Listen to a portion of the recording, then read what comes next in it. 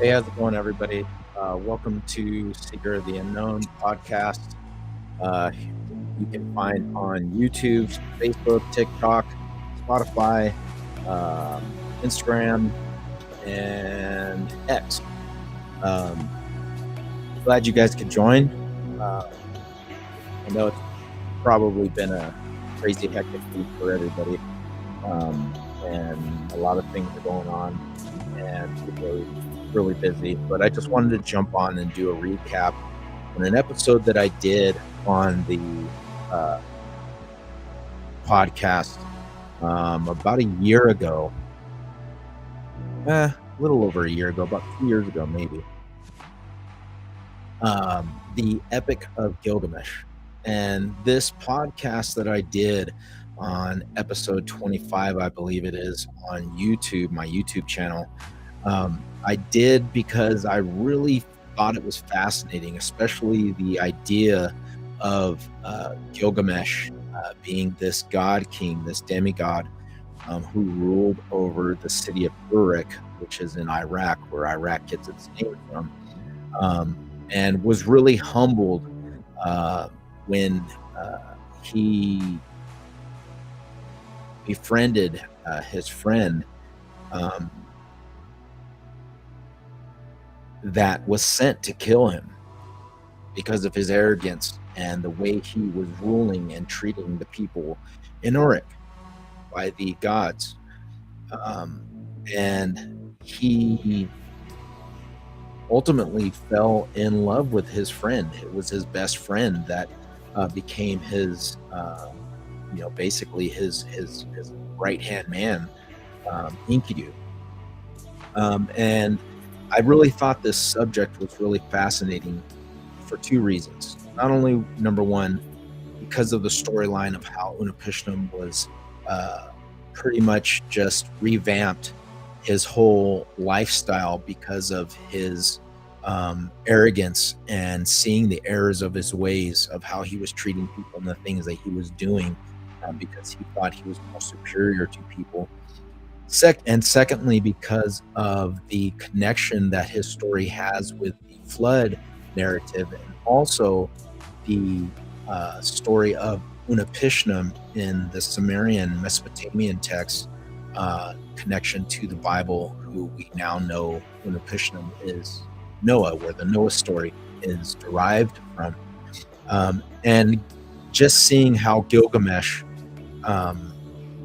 really changed his life and saw the errors of his ways. And again, because of the discovery that was made in 2003 in Iraq of a body that was found in a stasis sleep, they were saying they were not sure if this was actually the body of Gilgamesh or if this was actually the body of Nimrod. And we're going to get into that and talk a little bit more about this subject matter. But as always, we got to get this episode started off right. So let's do it.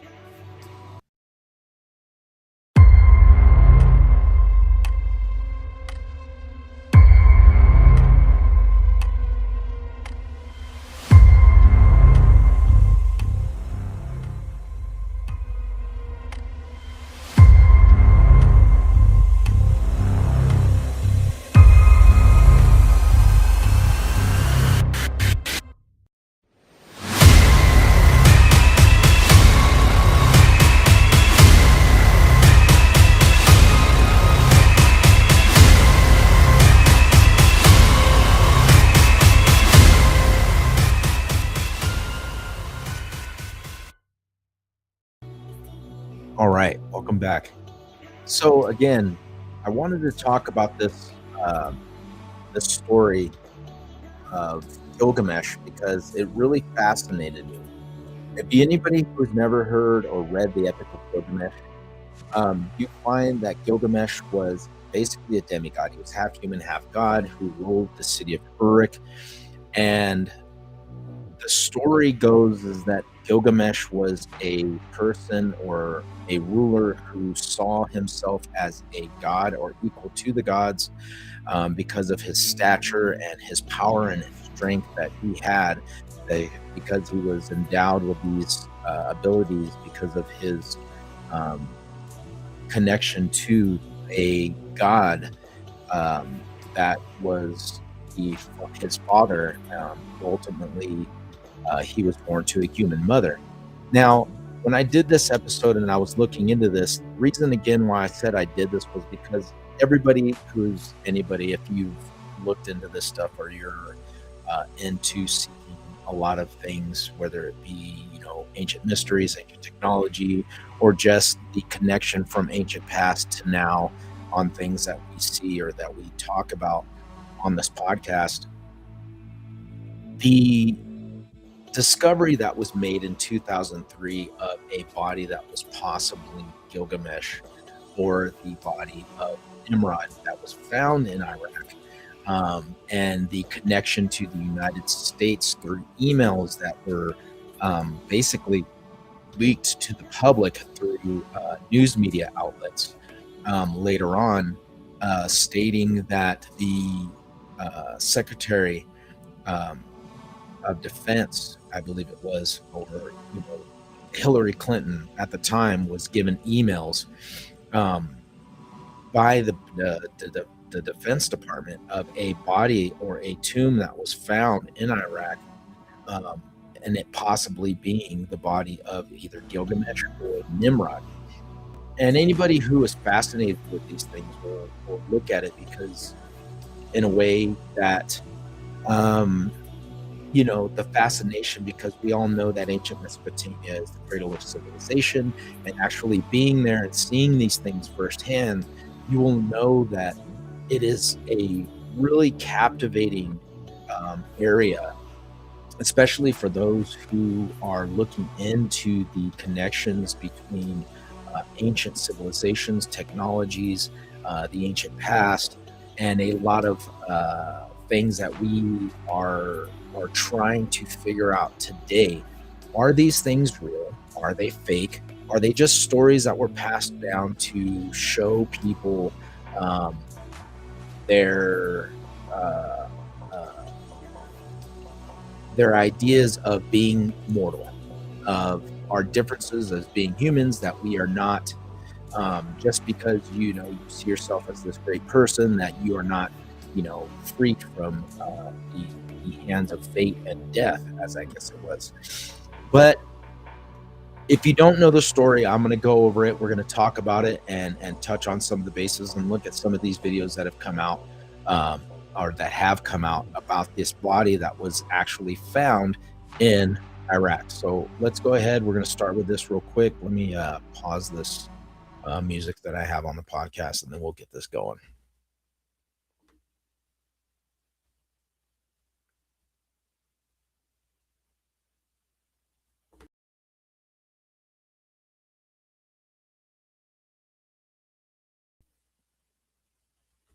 Ooh, let's switch this around real quick.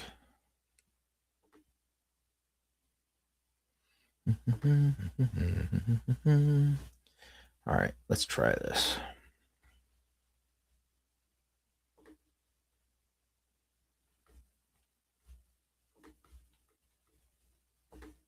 All right, here we go. Let's check it out.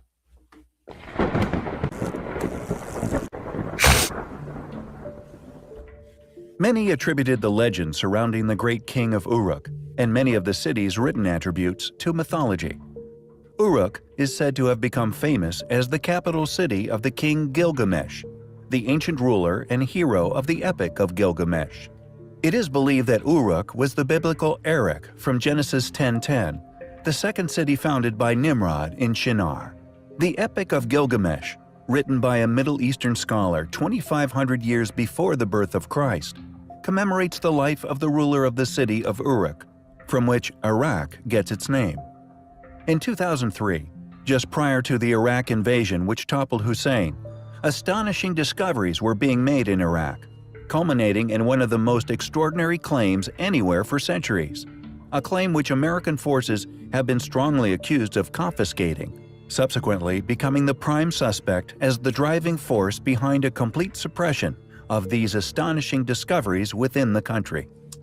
In April of 2003, Jörg Fassbinder of the Bavarian Department of Historical Monuments in Munich told the BBC's World Services Science and Action program, quote, "I don't want to say definitively that it was the grave of King Gilgamesh, but it looks very similar to that described in the epic. We found just outside the city, an area in the middle of the former Euphrates River, the remains of such a building which could be interpreted as a burial," Mr. Fassbinder said. In the book, Gilgamesh is described as having been buried under the Euphrates.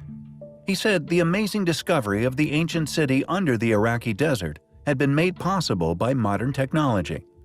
The most surprising thing was that we found structures already described by Gilgamesh, Mr. Fassbinder stated. "We covered more than 100 hectares. We found garden structures and field structures as described in the epic, and we found Babylonian houses. Here, predictably, is where the story goes silent. Due to conflict within the country, it was largely believed the excavations had been halted. However, it seems that the discovery of King Gilgamesh may not have been made in isolation. This footage was supposedly leaked to numerous places across the internet and has largely been put down." All right, as you can see, this is one of the videos that I wanted to get into because this video that was leaked actually was brought out from Iraq during in 2003. As again, as I said, when this email that was leaked later on about Hillary Clinton, at the time she was in correspondence with somebody in the military department that was emailing her, telling her, "We found it. We found the body. We have it. It's in our possession." This really blew up because, again, like the scientists that had made the discovery had said, that the similarities of the burial chamber that was described in the Epic of Gilgamesh, when Gilgamesh wanted to be buried, he did not want anybody to find his body because I don't want to spoil it, but it goes in to say that he had found a way to get into a stasis sleep. Okay, himself and Enkidu. He wanted to be buried with his friend. He wanted to be close to him because they were very close. Now, this is really crazy because as you can see, these bodies that they found, this is the second one, and there is another body. The body that you're seeing now is not the same as this body that they have in the first one. It's two different bodies that they found. This being the first one, the second one is the other one. It looks a little bit older and it's a little bit more gray. It's not anything as fascinating as this one. Again, the bodies that were found together, and they were found in the same spot that was told in the Epic of Gilgamesh. All right, we're going to continue. Made in isolation. This footage was supposedly leaked to numerous places across the internet and has largely been put down as authentic footage of the find. Shortly after this was taken, reports state that American forces moved in and seized the find. Why do the powers that be see fit to suppress such discoveries? The very real tombs of characters long thought to have been mythical, Osiris being but one example among many which have undoubtedly been hidden from the public. Maybe some clues to why his tomb has been hidden lay within the epic and the immense powers Gilgamesh was said to have possessed. He was the fifth king of Uruk, and his power was so mighty, many believe that the stories surrounding him are just myths that were built around his seemingly superhuman strength and endurance. However, serious scholars concluded that the story of Gilgamesh was nothing more than a fairy tale due to the astonishing story. So again, here we have mainstream media trying to debunk and trying to say, "Oh, well, this is all just baloney, that none of this stuff is real. All it is just a story of telling that it was passed down through the ages to, either give an importance to the humanity, the aspect of the mortality of human beings, and one person's way of trying to find something and really tell the tale of how a person is striving to become immortal." And why, like he said in the video, why is it that every time mainstream media or something comes out about a story or a find or something that is depicted to be a myth or mythological, always carried out in a way to make those that are either coming out with the information, sharing the information, or passing on this information seem like they are just spreading things that are not true. This is always the case. This is always something that is always being done throughout um, any any of the findings, any of the narratives that are coming out and being presented with anything. But when there are things that are factual, that are based in, again, the site was found underneath the or an area of the Euphrates River that was dried up. The bodies were discovered in places that were described in the Epic of Gilgamesh, and how they were positioned and how they were buried are really similar in many ways. So for them to come out and say, "Oh, well, again, this is fake, this is nothing real." We do have the emails that were leaked to the public between the military and, at the time, Hillary Clinton, about them finding and discovering these bodies. So yes, that is one narrative that cannot hold up, that these are just, this is a fake. This isn't real. We know this is real. We know that these bodies are in the possession of those powers that be. We'll continue on.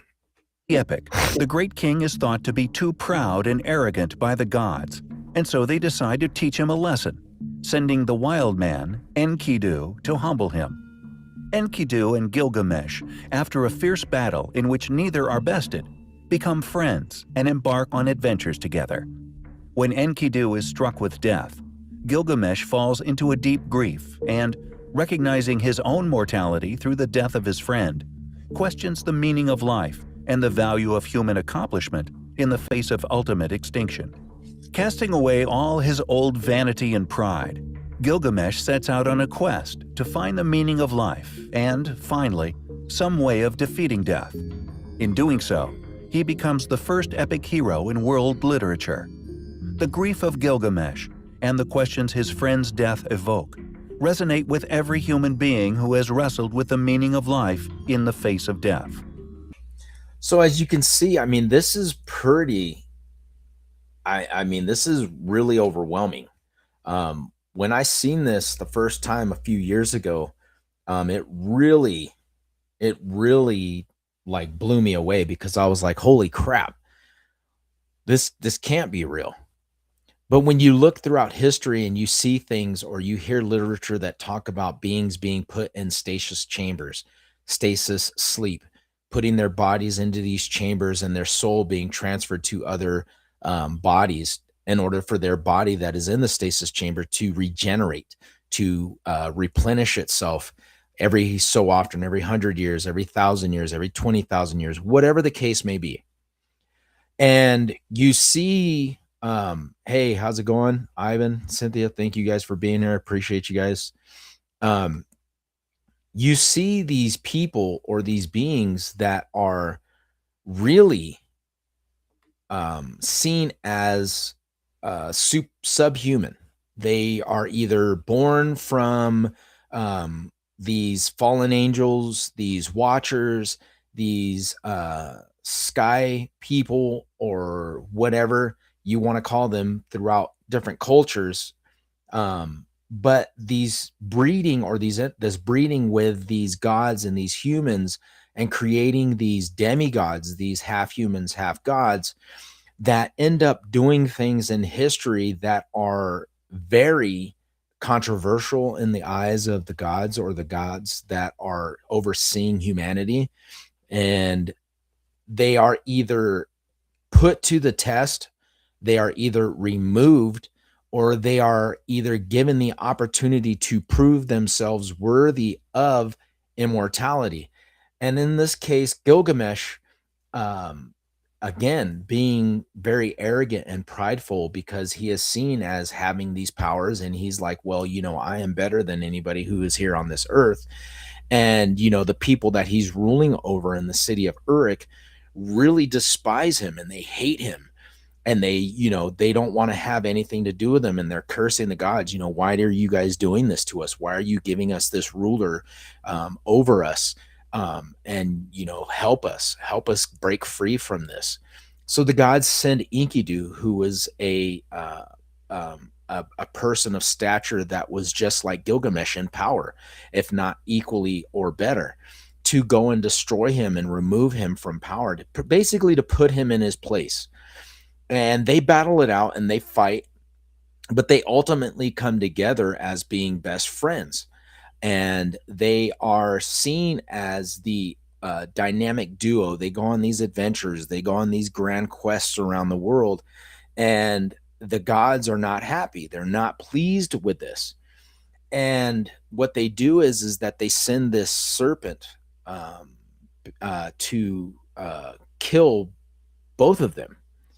And what happens is that Enkidu goes out and he battles this being or this creature, and Gilgamesh goes to help him. And in the conflict, Enkidu is mortally wounded, and that is one of the things, is that the creature ultimately can wound Gilgamesh and Enkidu to the point where they are not able to escape death. But Enkidu is ultimately hurt in the battle, in the conflict. Uh, Gilgamesh ends up killing the creature, but Enkidu succumbs to his wounds and ultimately dies, and stricken with grief, so much that he does not want to go on living without his best friend Enkidu. Gilgamesh sets out on this epic to find out the meaning of life and to find out the meaning or how to become immortal. And he wants to try and escape death because he cannot see himself living without his friend. And he's wanting to try and resurrect his friend and bring him back to life, and ultimately have them live out their lives together in immortality. And he sets out across the globe and he tries to find the hero Unapishtim, the person who was said to have been given the ability to escape the flood by the gods, by telling the gods telling him to create a ship in order to escape the deluge that was coming to destroy humanity. And if this sounds familiar, it's because this story was adapted later on throughout cultures, and one of them being the character in the Bible who is Noah. Noah derives from the ancient Mesopotamian story of Unapishtim and the great deluge, the flood, which was sent to destroy humanity. So Gilgamesh sets out to find Unapishtim, and he ultimately finds him. And he asks Unapishtim, how is it that you were given the ability by the gods, the creators, when you escaped the flood, the gift of immortality, the gift of eternal life? And basically what Unapishtim tells him is that humanity is not meant to live forever. We are not meant to live on this earth immortally, which is why they were given lifespans of 125 years. And if all of this sounds familiar, it is because all of the narration stories that you hear in religious aspects are actually derived from ancient cultures, ancient stories, and this story being one of them. So Gilgamesh asks him, how can I be granted this power? How can I get this? How can I be given this immortality? And Unapishtim tells him, I will give you two tasks. If you can complete them, I will give you the knowledge of this. So the first task being is that he had to stay awake for 7 days and 6 nights. And Gilgamesh was like, fine, I can do this. Ultimately, he ends up failing this test and falls asleep for 7 days. He wakes up and Unapishtim tells him, okay, there is actually a plant at the bottom of the ocean. If you get this plant, it will grant you immortality. So Gilgamesh, being the man that he is, goes down. Oh, I didn't stop it. I just paused it. So Unapishtim tells Gilgamesh, go down to the bottom of the ocean, grab this plant. He grabs the plant, comes back up, and in his laziness, he leaves the plant out. And he's taking a bath and he's washing himself. And as he's sitting there in this bath and he's washing himself, a snake that smells the sweetness of this flower ends up eating or consuming this plant and sheds its skin and becomes immortal and doesn't die. Gilgamesh, in all of his grief and all of his being upset with himself, ultimately just gives up, goes back home, ends up, going back to Uruk and seeing the grandeur of the city and all of the wonders and everything that is within the city, and being so appreciative of life itself and all that he has done, lives out his life and basically um, changes his whole aspect and outlook on life. So I'm going to stop there and we're going to continue watching this video because it's almost done and we'll finish it up. Is this leaked footage of the tomb of Gilgamesh? Regardless of its authenticity, why all the secrecy? Are we, as a species, not capable of being presented with things which test our core beliefs without erupting into chaos? It seems for now we may have to wait to find out.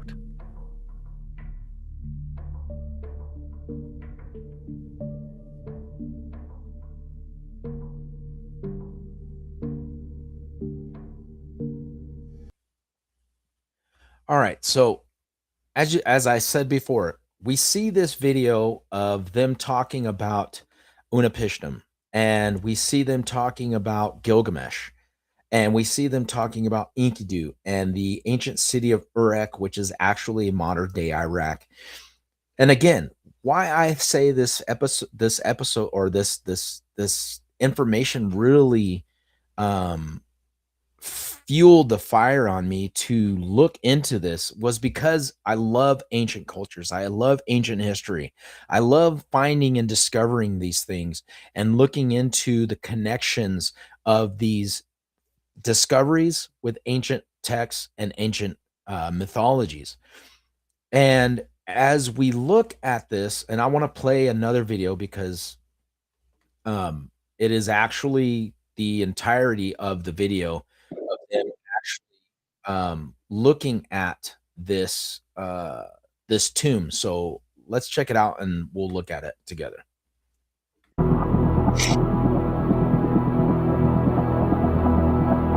And I'm sure if this is actually the body of Nimrod. Anybody who knows Epoch, where is this at?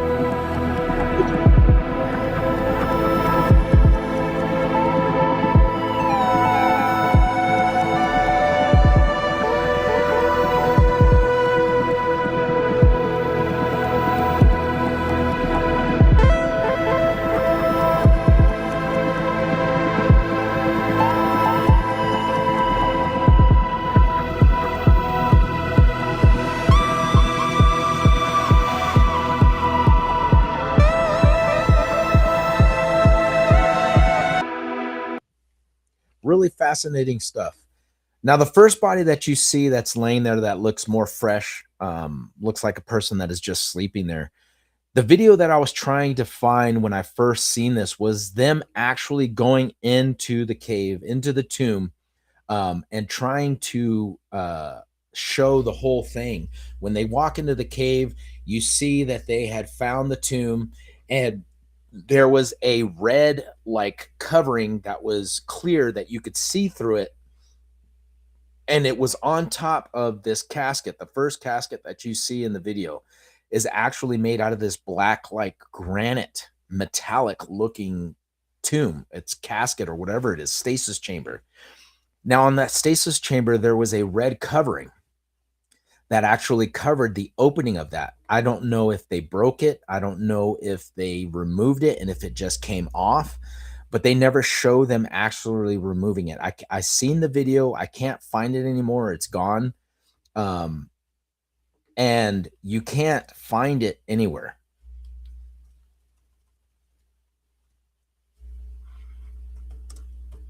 And I tried finding the full video and I couldn't find it.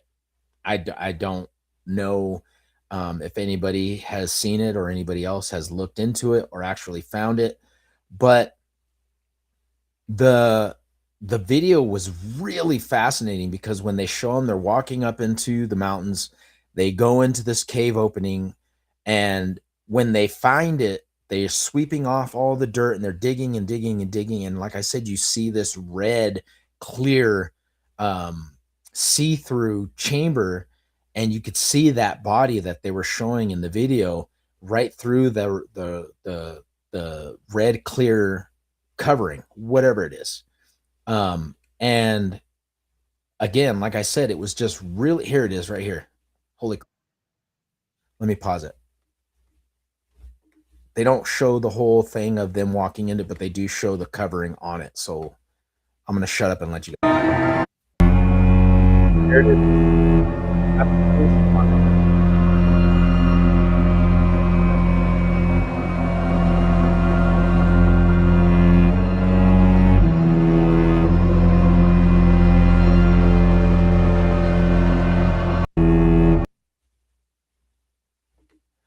That right there is the stasis chamber with the red film on, whatever it is, the glass case on that first body that they show when they're inside of the cave, and they just brushed off the dirt. And what you're seeing is them looking through on top when they're standing on top of it before they pull it out, looking through that reddish covering, whatever it is. And again, like I said, I thought it was really fascinating, and the story in and of itself of Unapishtim and Gilgamesh and the Epic of Gilgamesh, and him trying to find the the uh, the answers to immortality really, really fascinated me. So yeah, I again, like I said, I just wanted to go over this and recap this because again, this story is really fascinating. There are a lot of discoveries that we are finding all over the world, that things that are being uncovered and that they are not giving out to the public. Things that they are wanting to keep hidden for scientific reasons. Maybe they're trying to figure out how these stasis chambers work. Maybe they're trying to figure out if the reanimation of his body can actually be done. I don't know. What I know is this is that a lot of things that take place in the world, around the world, fascinates not just myself, but a lot of people who are interested in these things, who are looking into a lot of this stuff and are really trying to find out what is really going on. And the best thing to do is to keep doing research, to keep looking into things and not getting caught up in the mainstream academic plausibility that, you know, this stuff is not true. It's not real. Because there are truths to everything. Things don't just come about, or stories are not just told just to tell people about them. They are brought on a lot of times from ancient um, happenings, things that have happened in the ancient past, that are being passed down, or some a lot of times are being etched in stone, that are being preserved through tablets, through murals, not just by oral presentation that is being passed down from generation to generation.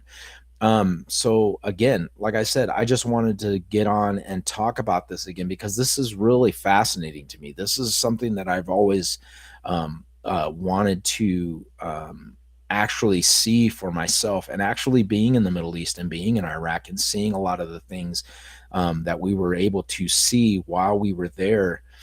Even though we were there during a time of war and conflict, it was, you know, we were able to take some time to actually take in our surroundings of where we were, and actually look at a lot of things historically for people, you know, for myself and a couple of my other friends that were there, you know, my brothers that were fighting with us.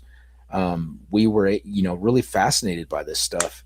And to be able to have that chance to see this stuff firsthand was really a great pleasure. And I'm honored to be able to have been able to do something like that. But I know that at that time, and you know, 2003 and on, a lot of artifacts were being taken out of Iraq. A lot of artifacts were being smuggled out or damaged, for that matter.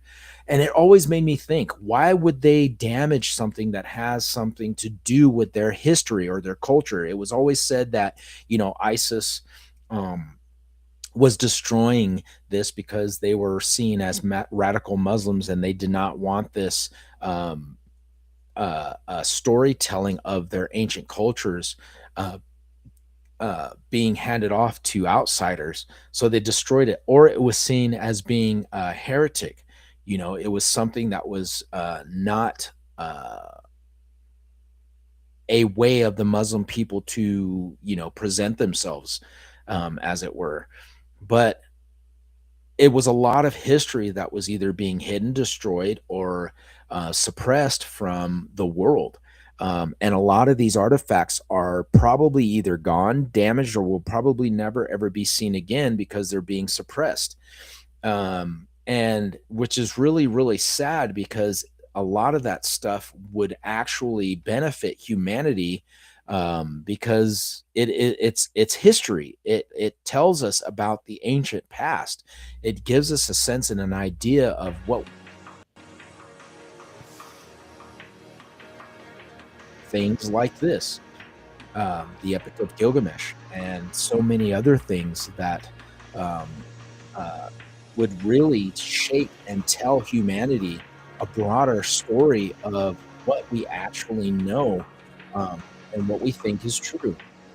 So it's again, it's really sad to see that a lot of this stuff is being suppressed from uh, uh, humanity because of, you know, whatever the case may be, technological advancements, whether they are trying to suppress this to keep this information and this technology hidden from themselves. But again, this is not the only place we see this type of technology. We actually see the stasis chamber all over the place, in different cultures all over the world, in Mexico, in Egypt, in Asia, in Europe. There was a stasis chamber that they believe to be under the pyramids of Egypt, a black sarcophagus of granite. They're not sure what it's for, what it is, but it's surrounded in uh, a uh, a stream of water that is actually an aquifer that is runs underneath pyramids, and it is just sitting there. It's just there. They were not able to open it. They were not able to get it open. And um, let me see, granite.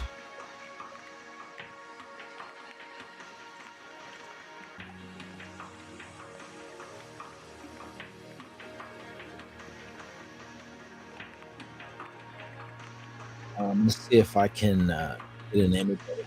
Let's see what I'm really talking about. I mean, this box is massive.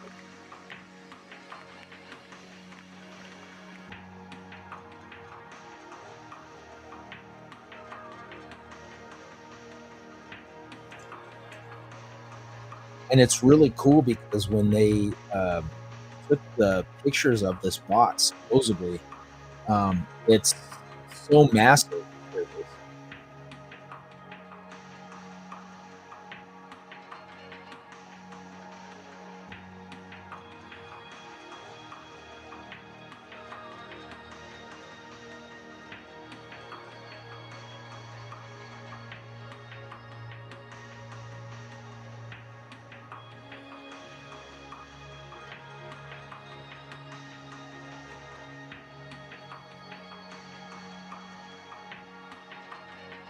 Um, it's really crazy to think that perhaps these are actual stasis chambers, like that were described in the Emerald Tablets by Thoth when he was saying that he would use these stasis chambers underneath the pyramid in order to regenerate his body, and he would transfer his soul or his essence of who he is to another body in order to, I guess it's like, you know, reincarnated. Um, and we see this all over the place. Not, like I said, not just in Egypt, but we see it in Mexico. There's a stasis chamber that is supposedly underneath the uh, pyramid in uh, Teotihuacan. There's an aquifer that runs under there. There's one of Mercury that is in China. Um, and I believe there's one in Europe. And it's really fascinating to see that maybe these stasis chambers were put there for these beings or this being to be able to regenerate its body after it was done doing whatever it was doing around the world in these cultures, as a way for it to sleep, to hibernate. And it would tell these, and they would tell these people, these cultures, hey, listen, I'm leaving, I'm going away, but I'm not leaving entirely. I will be back. And what if their essence, their body is just regenerated into another essence or another body and goes to another country, another part of the world, and then shares this information with them about how to build things, mathematics, reading, and really starts making these cultures thrive? Is this something that we're seeing, or is this something that is actually a part of reality and it's not just a myth? Based on what they're finding and what they are seeing around the world.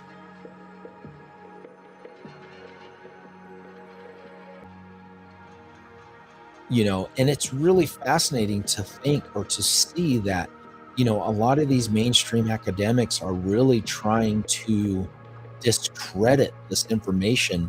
But when you look at it, how is it that we are not given an explanation on, number one, how the pyramids were built, for one, how they were able to put these gigantic sarcophaguses in these king chambers? And I believe there's like 12 of them within the pyramid itself, but they can't give a reasoning of why or how these boxes were actually put inside of the pyramid. It's not plausible. There's no way for them to be able um, to do this, because these granite boxes are so massive that there's no way they would be able to turn them within these tight fitted corners of these chamber halls. So again, you have to look back at the ancient texts and start relying on what is being said by these beings like Thoth or Gilgamesh, or in ancient cultures in Mexico and in China, of what these beings are saying or what they actually helped these people to build. So again, is this something that we're seeing that is not just isolated to Mesopotamia, but actually is something that is made um, uh, throughout, or as a reoccurrence throughout history? I think it's possible. I think that we have to start looking at the narratives of what is being done or being said in ancient histories, instead of looking at it as just storylines. But again, like I said, I just wanted to bring up this episode and talk about it because it was really fascinating. Um, Again, you could find this stuff. It's going to be end up being deposited into the playlist on YouTube, on Secret of the Unknown, on X, on TikTok, and it's also going to be on Facebook. But the main place you can actually find it is better to look at the playlist that's going to be on YouTube, where you can find all of the stuff for the channel, and look at everything that's on the playlist. All the full episodes are going to be in there, and they're all in order. So again, thank you to everybody who came along on this journey. And it's going to be 3 years this December since the podcast was started, and I appreciate everybody who supported the channel and who's contributed and actually joined along on this journey of seeking and understanding the unknown. Always question everything. Don't just settle for the narratives that people give you or that we hear. Always understand there's more to the story. And those who came before us, and those who were passing out this information and handing it down throughout generations, actually witnessed and experienced something that they couldn't understand. And there's always more to everything that we know in the world. In ancient history, if you haven't looked at Graham Hancock, his video on Netflix, you really should check it out. I really highly advise anybody who is wanting to go, or who is an interest in this information and in this field of study, to look at Graham Hancock and those who are also passing out this information and passing along this information to the masses, because it's really fascinating. So again, thank you everybody who's come along on this journey. I appreciate you guys so much. We'll be doing this again. I'll touch up on another episode that I was wanting to do, which is John Jacob Astor the fourth, and see if we can find some more ancient discoveries along the way. And if you have an idea for an episode, then you want to see me do it, pass on that information on one of those platforms, and we'll make it happen. So again, until next time, thank you guys for being here. I appreciate you guys so much, and I'll see you guys again.